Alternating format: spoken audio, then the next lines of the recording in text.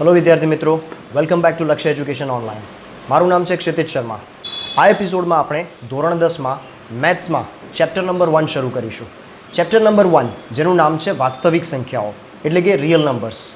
ધોરણ 9માં આપણે સંખ્યાઓના કેટલાક ગણો વિશે ચર્ચા કરેલી છે, જેમાં પ્રાકૃતિક સંખ્યાઓનો ગણ, પૂર્ણ સંખ્યાઓનો ગણ, પૂર્ણાંક સંખ્યાઓનો ગણ અને સમય સંખ્યાઓના ગણ વિશે આપણે અભ્યાસ કરેલો છે. આ બધી જ સંખ્યાઓને સમાવતી એક સંખ્યાઓનો ગણ છે જેને કહેવાય છે વાસ્તવિક સંખ્યાઓનો ગણ. આ જુદા જુદા ગણો વિશેની માહિતી આપણે ધોરણ 9માં શીખ્યા છીએ. વધુ માહિતી માટે તમે આપણી ચેનલ પર ધોરણ 9નો ચેપ્ટર 1નો એપિસોડ નંબર 1 જોઈ શકો છો કે જેમાં આ બધા જ ગણો વિશેની ડિટેલમાં માહિતી આપેલી છે. આપણે આ ચેપ્ટરમાં વાસ્તવિક સંખ્યાઓ વિશે સમજીશું. તો ચાલો શરૂ કરીએ. મેથ્સ ચેપ્ટર નંબર 1 વાસ્તવિક સંખ્યાઓ. વાસ્તવિક સંખ્યાઓને અંગ્રેજીમાં રિયલ નંબર્સ કહે છે. રિયલ નંબર્સ તેની સંજ્ઞા છે આર, એટલે કે વાસ્તવિક સંખ્યાઓના ગણને સંકેતમાં આર વડે દર્શાવાય છે. વાસ્તવિક સંખ્યાઓમાં બે પ્રકારની સંખ્યાઓ એટલે કે સમય સંખ્યાઓ અને અસમય સંખ્યાઓ, આ બધી જ સંખ્યાઓનો સમાવેશ થાય છે. આગળ તમે ધોરણ 9માં ભણી ગયા છો કે કેટલીક સંખ્યાઓ કે જેને આપણે અસમય સંખ્યાઓ કહીએ છીએ, જેમ કે વર્ગમૂળ 2, વર્ગમૂળ 3, વર્ગમૂળ 5 વગેરે જેવી સંખ્યાઓ. આ ઉપરાંત પાઈ પણ એક અસમય સંખ્યા છે. આ બધી જ સંખ્યાઓનો સમય સંખ્યાઓમાં સમાવેશ થતો નથી, એટલે કે આ બધી જ સંખ્યાઓ એ ક્યુ ગણમાં આવતી નથી. એટલે આપણે કહી શકીએ કે √2 ડઝ નોટ બિલોંગ ટુ ક્યુ, જેનો ક્યુમાં સમાવેશ થતો નથી. તો આ બધી જ સંખ્યાઓનો સમાવેશ કયા ગણમાં થાય છે? આ બધી જ સંખ્યાઓને સમાવતો એક ગણ મળે છે, તે છે વાસ્તવિક સંખ્યાઓનો ગણ આર, કે જેમાં સમય સંખ્યાઓ અને અસમય સંખ્યાઓ બધી જ સંખ્યાઓનો એક સાથે સમાવેશ થઈ શકે છે. હવે આ ચેપ્ટરમાં આપણે સૌથી પહેલાં જે સમજવાનું છે તે ખૂબ જ અગત્યનું એક પૂર્વ પ્રમેય છે, જે છે પ્રમેય નંબર 1.1. તે છે યુક્લિડનું ભાગાકારનું પૂર્વ પ્રમેય. યુક્લિડ એક ગણિતશાસ્ત્રી કે જેમના વિશે આપણે ધોરણ 9માં ભણેલા છે, તેમનું એક ભાગાકારનું પૂર્વ પ્રમેય જે આપણે સમજવાનું છે. આ પૂર્વ પ્રમેય કોઈ પણ સંખ્યાઓ કે જેમાં એક સંખ્યાનો બીજી સંખ્યા વડે ભાગાકાર થઈ શકતો હોય તેવી દરેક સંખ્યાઓ માટે આ લાગુ પડી શકે છે. તો આ પૂર્વ પ્રમેયનું વિધાન છે: આપેલ ધન પૂર્ણાંકો એ અને બી ને સંગત અનન્ય અનઋણ પૂર્ણાંકો ક્યુ અને આર એવા મળે કે જેથી એ બરાબર બી ક્યુ પ્લસ આર, જ્યાં શરત છે 0 less than or equal to R less than B. હવે આનો અર્થ શું છે?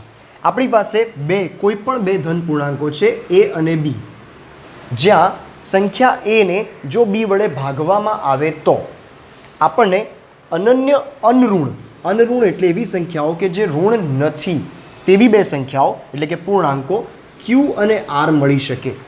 અને એ ક્યુ અને આર એવા હોય કે જે આ નિયમનું પાલન કરે, અને આ નિયમ છે એ બરાબર બી ક્યુ પ્લસ આર. આ વિધાનને તમારે યાદ રાખવું પડશે. તમને એક્ઝામમાં 1 માર્કના પ્રશ્નમાં આ પૂછી શકે કે યુક્લિડનું ભાગાકારનું પૂર્વ પ્રમેય લખો. અહીં શરત લખવી જરૂરી છે કે 0 less than or equal to R less than B, એટલે કે આરનું મૂલ્ય એ 0 અથવા 0 કરતાં મોટું પરંતુ બી કરતાં નાનું હોય. વિધાન સીધું સમજવામાં અઘરું પડે એવું છે, તો આપણે એને ઉદાહરણ દ્વારા સમજીએ. ધારો કે આપણે કોઈક સંખ્યા લઈએ છીએ એ બરાબર 27. આ એક સંખ્યા આપણે ધારણા કરી છે. બીજી સંખ્યા આપણે વિચારીએ છીએ બી બરાબર ધારો કે 4 લઈએ. તો આપેલા ધન પૂર્ણાંકો એ અને બી એ 27 અને બી 4, એને સંગત અનન્ય અનઋણ પૂર્ણાંકો ક્યુ અને આર મળશે. પણ એ ક્યારે મળશે? તો યુક્લિડનું ભાગાકારનું પૂર્વ પ્રમેય છે, એટલે કે જ્યારે અહીંયા ભાગાકારની પ્રક્રિયા કરીશું ત્યાર પછી આપણને આ શરતનું પાલન થતું જોવા મળશે. તો જોઈએ, અહીંયા એને આપણે બી વડે ભાગીએ તો આપણે જે કાર્ય કરવાનું છે એ આવું છે કાંઈક, એ ભાગ્યા બી. તો એ આપણે ઉદાહરણમાં જે સંખ્યાઓ લીધી છે તે પ્રમાણે કરીએ. એ છે 27, 27 ભાગ્યા 4. જો તમે 27ને 4 વડે ભાગો તો તમને મળશે 4 છંગ 24, અને 27માંથી 24 જાય તો 3 શેષ મળશે. એક વસ્તુ યાદ રાખજો, યુક્લિડના ભાગાકારના પૂર્વ પ્રમેયમાં જ્યારે એને બી વડે ભાગીએ તો જે ભાગફળ મળે છે એને ક્યુ કહીશું અને જે શેષ મળે છે એને આર કહીશું. શેષને અંગ્રેજીમાં રિમાઇન્ડર કહેવાય, એટલા માટે એને આપણે આર કહીશું. તો અહીંયા જે મળેલી સંખ્યાઓ છે એમાં આપણે a બરાબર ધારણા કરી છે 27 અને b બરાબર છે આપણી પાસે 4. તો જે ભાગફળ મળ્યો તે છે આપણો q. તો અહીંયા q બરાબર છે 6 અને શેષ જે મળી તે r બરાબર 3 મળે છે. તમે કોઈ પણ સંખ્યાઓ અહીંયા લઈ શકો છો, તમને ચોક્કસ ભાગાકાર અને ચોક્કસ શેષ મળશે. હવે આપણે યુક્લિડના ભાગાકારના પૂર્વ પ્રમેયનું જે સૂત્ર છે એમાં આ કિંમતો મૂકી દઈએ. a બરાબર આપણે લીધેલી કિંમત છે a ની 27. તો 27 બરાબર b ગુણ્યા q. b આપણે લીધું છે 4 અને ગુણ્યા q આપણને અહીંયા મળે છે 6 પ્લસ r છે શેષ 3 તો વત્તા 3. હવે અહીંયા ગણતરી કરીએ 4 6 24 વત્તા 3. 24 વત્તા 3 આપણને મળશે 27. તો અહીં તમે જોઈ શકો છો 27 બરાબર 27 મળે છે. તમે કોઈ પણ સંખ્યા a અને b માટે આ ભાગાકારની પ્રક્રિયા કરો તો તમને q એટલે કે ભાગફળ અને r એટલે કે શેષ મળશે. તમે કિંમત મૂકીને ચેક કરી શકો છો કોઈ પણ બે સંખ્યાઓ માટે a બરાબર bq પ્લસ r આ શરતનું પાલન થતું જોવા મળશે. અને અહીં કન્ડિશન આપી છે આપણને કે 0 less than or equal to r less than b. મતલબ કે r શેષ જે મળી છે તેનું મૂલ્ય 0 થી શરૂ કરી અને b થી નાનું હશે. એટલે કે 0 હોઈ શકે અને 0 થી મોટી સંખ્યાઓમાં b કરતાં નાનું મૂલ્ય મળશે. અહીં b આપણે લીધું છે 4 એટલે 4 કરતાં નાનું મૂલ્ય મળશે. તમે જોઈ શકો છો આપણને r મળે છે 3. એટલે કે r ની કિંમત આપણને અહીં 0 1 2 અથવા 3 સુધી મળી શકે છે. તો આ થઈ ગયું યુક્લિડના ભાગાકારનું પૂર્વ પ્રમેય જે આપણે કોઈ ચોક્કસ સંખ્યાઓ માટે સાબિત કર્યું. તમે આ રીતે કોઈ પણ બીજી બે સંખ્યાઓ a અને b લઈને આ ચેક કરી શકો છો. એટલું ધ્યાન રાખવાનું કે a ગ્રેટર ધેન b હોવો જોઈએ. એટલે કે મોટી સંખ્યાને નાની સંખ્યા વડે ભાગવાની. તો આ શરતનું પાલન થશે. તો યાદ રાખજો યુક્લિડના ભાગાકારનું પૂર્વ પ્રમેય ખૂબ જ અગત્યનું પૂર્વ પ્રમેય છે. હવે યુક્લિડના ભાગાકારના પૂર્વ પ્રમેય પરથી આપણે ગણતરી માટે એક ચોક્કસ પ્રકારની પદ્ધતિ સમજવાની છે. એ છે યુક્લિડની ભાગ પ્રવિધિ. તો યુક્લિડની ભાગ પ્રવિધિ શું છે? આ એક પદ્ધતિ છે કે જેના દ્વારા આપણે આપેલી બે સંખ્યાઓનો ગુસાઅ શોધી શકીએ. હવે ગુસાઅ એટલે શું? તમે નાના ધોરણમાં ભણી જ ગયા છો કે ગુસાઅ એટલે કે ગુરુત્તમ સામાન્ય અવયવ. આપેલી બે સંખ્યાઓનો સામાન્ય અવયવ પણ એમાં મોટામાં મોટો એટલે કે ગુરુત્તમ સામાન્ય અવયવ, જેને ઇંગ્લિશમાં કહેવાય છે હાઈએસ્ટ કોમન ફેક્ટર, HCF. ગુજરાતીમાં આપણે જેને કહીએ છીએ ગુસાઅ, એને અંગ્રેજીમાં કહેવાય છે HCF. બે સંખ્યાઓનો ગુસાઅ શોધવા માટેની એક પદ્ધતિ કે જેમાં આપણે યુક્લિડના ભાગાકારના પૂર્વ પ્રમેયનો ઉપયોગ કરીએ છીએ. એટલે કે a બરાબર bq પ્લસ r આ શરતનો ઉપયોગ કરીશું અને બે સંખ્યાઓનો ગુસાઅ શોધીશું. અને આ પદ્ધતિને કહેવાય છે યુક્લિડની ભાગ પ્રવિધિ. અહીં જે શબ્દનો ઉપયોગ થયો છે પ્રવિધિ. પ્રવિધિ એટલે એક પ્રકારની પ્રક્રિયા. પ્રવિધિને અંગ્રેજીમાં કહેવાય છે અલ્ગોરિધમ. તમે તમારી ટેક્સ્ટબુકમાં જોઈ શકો છો, તમને એક જાણકારી માટે એક કોષ્ટક આપેલું છે અને એની અંદર અંગ્રેજીમાં કેટલીક માહિતી આપેલી છે. અને એમાં કીધું છે કે an algorithm is a series of well defined steps which gives a procedure for solving a type of problems. આનો અર્થ એમ થાય કે પ્રવિધિ એટલે કે અલ્ગોરિધમ એક વેલ ડિફાઇન્ડ સ્ટેપ્સ, ચોક્કસ પ્રકારના સોપાન એટલે કે સ્ટેપ્સનું એક પદ્ધતિ છે અને જેના દ્વારા આપણે કોઈ પણ ચોક્કસ પ્રકારની ગાણિતિક પ્રક્રિયાઓને મેળવી શકીએ છીએ, જેને કહેવાય છે અલ્ગોરિધમ. હવે આ અલ્ગોરિધમ જે છે એ તમને ટેક્સ્ટબુકમાં બીજી માહિતી આપી છે અને કીધું છે the word algorithm comes from the name of the 9th century Persian mathematician Al Khwarizmi. 9મી સદીના પર્શિયન એટલે કે અત્યારે જે ઈરાન દેશ આપણે જાણીએ છીએ તેના એક ગણિત શાસ્ત્રી જેનું નામ હતું અલ-ખ્વારિઝમી. તેમણે આ પદ્ધતિ આપી હતી સોપાનોની પ્રવિધિ અને એના કારણે એમના નામ પરથી અલ-ખ્વારિઝમી નામ પરથી આ પ્રવિધિને અંગ્રેજીમાં કહેવાય છે અલ્ગોરિધમ. તો આપણે અહીં સમજવાનું છે કે યુક્લિડે આપેલી ભાગ પ્રવિધિ દ્વારા બે સંખ્યાઓનો ગુસાઅ કેવી રીતે શોધવો. તો ચાલો આપણે એન્ટર થઈએ સ્વાધ્યાય 1.1માં. સ્વાધ્યાય 1.1 જેમાં પ્રશ્ન નંબર 1 આપ્યો છે. તમે જોઈ શકો છો યુક્લિડની ભાગ પ્રવિધિનો ઉપયોગ કરી અને આપેલી બે સંખ્યાઓનો ગુસાઅ શોધો. જેમાં પહેલો દાખલો છે કે તમારે બે સંખ્યાઓ આપી છે 135 અને 225. આ બે સંખ્યાઓનો ગુસાઅ આપણે યુક્લિડની ભાગ પ્રવિધિનો ઉપયોગ કરીને શોધવાનો છે. આપણે આગળ વાત કરી તે પ્રમાણે યુક્લિડની ભાગ પ્રવિધિમાં a બરાબર bq પ્લસ r આ શરતનું પાલન થશે. એટલે કે આપેલી બે સંખ્યાઓ પૈકી એક સંખ્યા એ છે અને બીજી સંખ્યા બી છે. તો અહીં કઈ સંખ્યા એ અને કઈ સંખ્યા બી? યાદ રાખજો, અહીં મોટી સંખ્યા એ છે અને નાની સંખ્યા બી છે. તો અહીં આપણે લખી શકીએ 225 એ મોટી છે 135થી, એટલે આપણે કહી શકીએ કે 225 ગ્રેટર ધેન 135. તો આપણા માટે એ છે 225 અને બી છે 135. હવે યુક્લિડની ભાગ પ્રવિધિનો આપણે ઉપયોગ કરવાનો છે.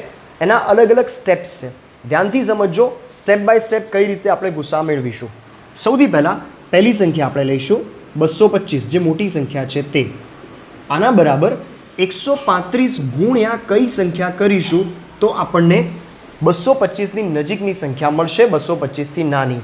કેવી રીતે વિચારવાનું છે? ખૂબ જ સરળ છે. હું તમને બાજુમાં રફ વર્ક કરીને બતાવું છું. તમારે એક્ઝામમાં આ જે રફ વર્ક છે બતાવવાની જરૂરિયાત નથી, તમારે રફમાં જ કરવાનું છે. તો અહીં આપણે શું કરીશું? એ ને બી વડે ભાગાકાર કરીશું. એ એટલે કે 225 ભાગ્યા બી એટલે કે 135. હવે અહીં તમારે ગણતરીમાં 225ને 135 વડે ભાગવાનું છે. 135 ગુણ્યા 1 એટલે કે 135 એકા 135 થશે. 135 ગુણ્યા 2 એટલે કે 135 દુ 270 થઈ જશે, જે 225 કરતાં મોટી સંખ્યા છે. એટલા માટે 2 વડે ભાગ નહીં ચાલે. તો 135 એકા 135.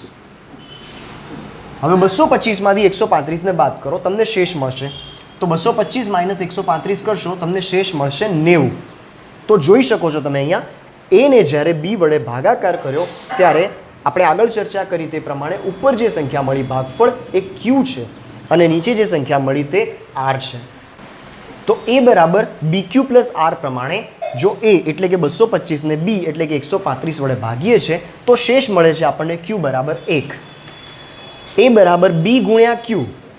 એ એટલે કે 225 બરાબર બી એટલે કે 135 ગુણ્યા ક્યુ એટલે કે 1 વત્તા આર. આર એટલે કે શેષ. શેષ મળી આપણને અહીંયા 90, તો વત્તા 90. આ રીતે લખીશું. આ થઈ ગયું ફર્સ્ટ સ્ટેપ.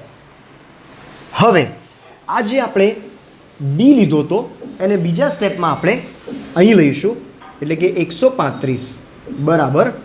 હવે જે શેષ મળ્યો તો એને આપણે એના વડે ભાગીશું. તો 135ને હવે આપણે 90 વડે ભાગવાનું. તો સેકન્ડ સ્ટેપમાં આપણે 135 ભાગ્યા 90 કરીશું.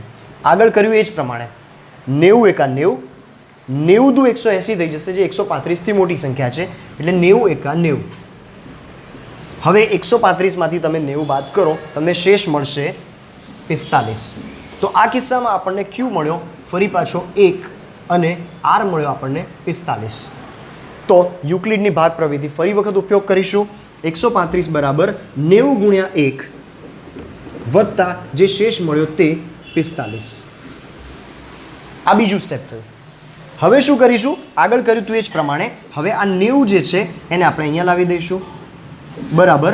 હવે આ જે શેષ મળી હતી એના વડે એને ભાગવાનું છે, એટલે ત્રીજા સ્ટેપમાં આપણે 90 ભાગ્યા 45 કરીશું.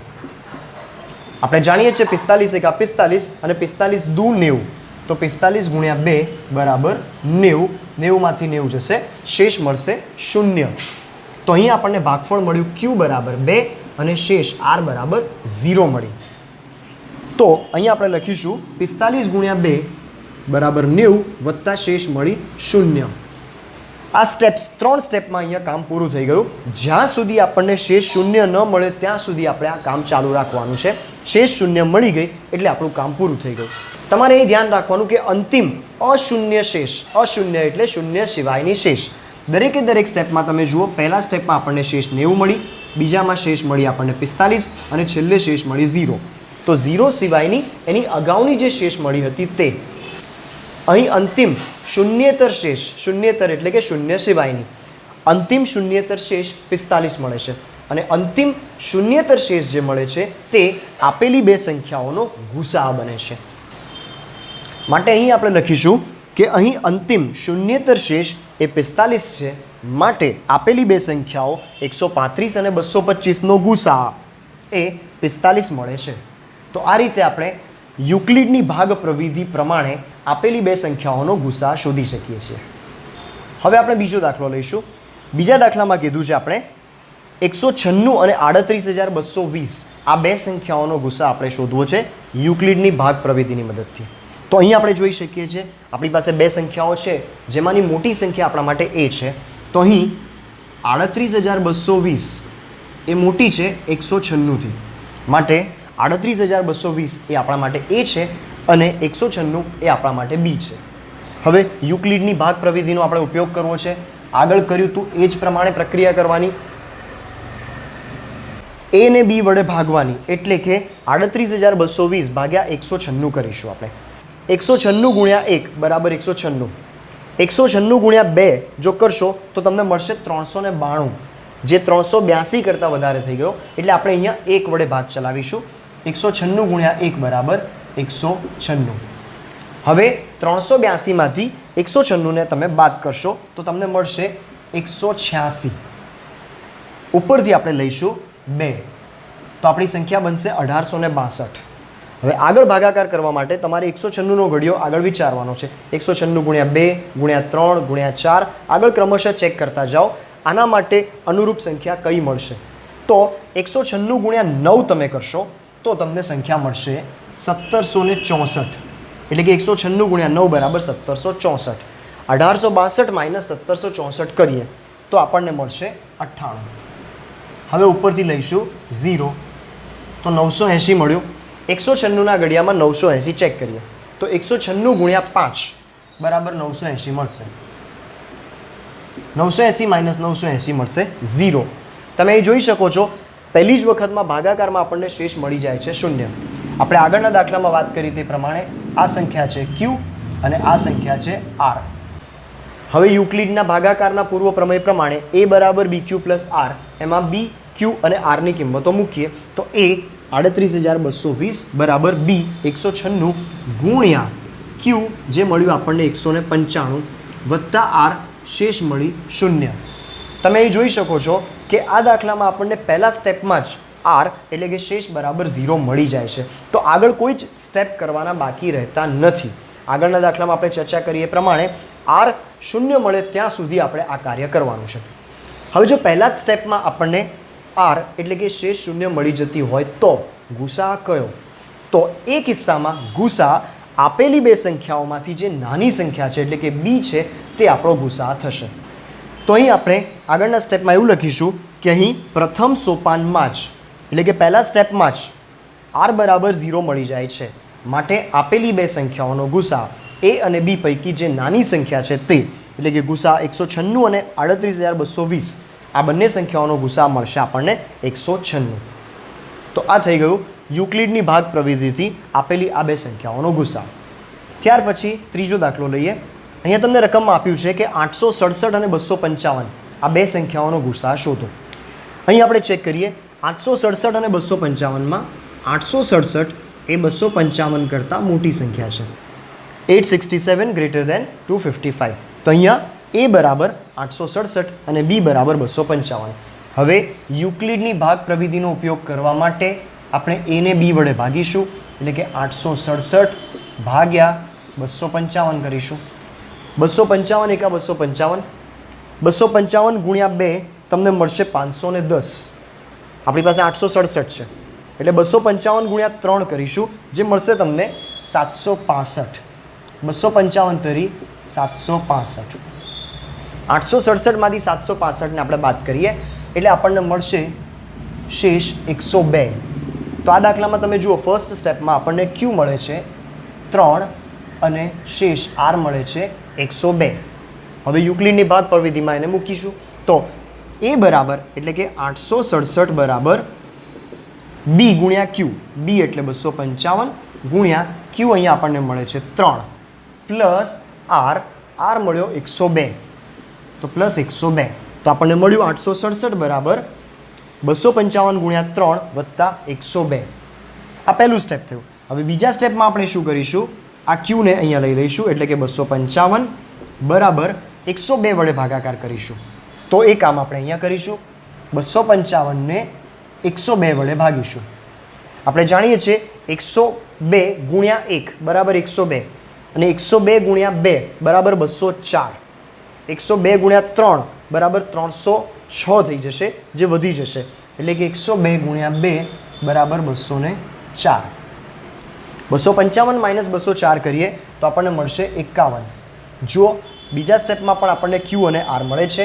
અહીં ક્યુ છે 2 અને આર છે 51. તો એ કિંમતો આપણે યુક્લિડની ભાગ પ્રવિધિ પ્રમાણે મૂકી દઈએ તો એ બરાબર બી ગુણ્યા ક્યુ. ક્યુ છે 2 વત્તા આર, શેષ મળ્યો 51. આ બીજું સ્ટેપ થઈ ગયું. હવે આગળ શું કરીશું? આ ક્યુને આપણે અહીંયા લઈ જઈશું એટલે કે 102 બરાબર 51 વડે ભાગાકાર કરીશું તો 51. ચલો 102 ને 51 વડે ભાગીએ. 51 એકા 51, 51 દુ 102 એટલે કે ગુણ્યા 2 બરાબર 102, શેષ મળી જશે 0. તો આ સ્ટેપમાં આપણને શેષ 0 મળી ગઈ, ક્યુ મળે છે 2. તો અહીંયા યુક્લિડની ભાગ પ્રવિધિ પ્રમાણે જો કિંમતો મૂકીએ તો એ બરાબર બી ગુણ્યા ક્યુ, ક્યુ છે 2 વત્તા આર મળ્યો 0. તો આ સ્ટેપમાં આપણને આર 0 મળી જાય છે. અંતિમ શૂન્યેતર આર કયો મળ્યો? 51 મળ્યો. તો આપણે કહી શકીએ કે અહીં અંતિમ શૂન્યેતર આર એટલે કે શેષ 51 મળે છે. માટે આપેલી બે સંખ્યાઓ 867 અને 255નો ગુસા મળશે 51. તો આ થઈ ગઈ યુક્લિડની ભાગ પ્રવિધિ પ્રમાણે 867 અને 255નો ગુસા. હું આશા રાખું છું કે તમને આ મેથડમાં પૂરેપૂરી સમજ પડે છે. આપણને ટેક્સ્ટબુકમાં પહેલા દાખલામાં 3 દાખલા આપ્યા છે આ પદ્ધતિથી કરવા માટે. વધારે પ્રેક્ટિસ માટે હું તમને કેટલીક રકમો આપું છું કે જે તમારે સ્વપ્રયત્ને એટલે કે જાતે કરવાની છે. તો કેટલાક એક્સ્ટ્રા દાખલાની મેં રકમો લખી છે કે પહેલું છે એક ઉદાહરણ નંબર 1 જે તમારી ટેક્સ્ટબુકમાં આપેલો જ છે. ઉદાહરણ નંબર 1માં તમારે ગુસા 4052 અને 12576નો ગુસા શોધવાનો છે. આ સિવાય કેટલીક રકમો મેં લખી છે 144 અને 233, 765 અને 65, 10211 અને 2517, 736 અને 85, 115 અને 25 અને છઠ્ઠી રકમ છે 24671 અને 3466. આ સંખ્યાઓ માટે મેં જે તમને અલગ અલગ રકમો આપી છે દરેકે દરેક બે સંખ્યાઓ માટે તમારે ગુસા શોધવા માટે પ્રયત્ન કરવાનો છે. જાતે પ્રયત્ન કરો. યુક્લિડની ભાગ પ્રવિધિથી જ આ દાખલાઓની પ્રેક્ટિસ કરો. એક્ઝામમાં આ પ્રકારનો દાખલો 2 માર્કમાં પૂછાઈ શકે છે. અગત્યની પદ્ધતિ છે, બરાબર પ્રેક્ટિસ કરજો. તો વિદ્યાર્થી મિત્રો, આ હતો ચેપ્ટર નંબર 1નો એપિસોડ નંબર 1 જેમાં આપણે સ્વાધ્યાય 1.1માં યુક્લિડની ભાગ પ્રવિધિથી બે સંખ્યાઓના ગુસા શોધતા શીખ્યા. નેક્સ્ટ એપિસોડમાં આપણે સ્વાધ્યાય 1.1માં આગળ વધીશું કે જેમાં કેટલાક સાબિત કરવા માટેના દાખલા આપેલા છે તે જોઈશું. તો ત્યાં સુધી યુક્લિડની ભાગ પ્રવિધિની બરાબર પ્રેક્ટિસ કરી લો. નેક્સ્ટ એપિસોડમાં આપણે મળીશું સ્વાધ્યાય 1.1ના આગળના દાખલા સાથે.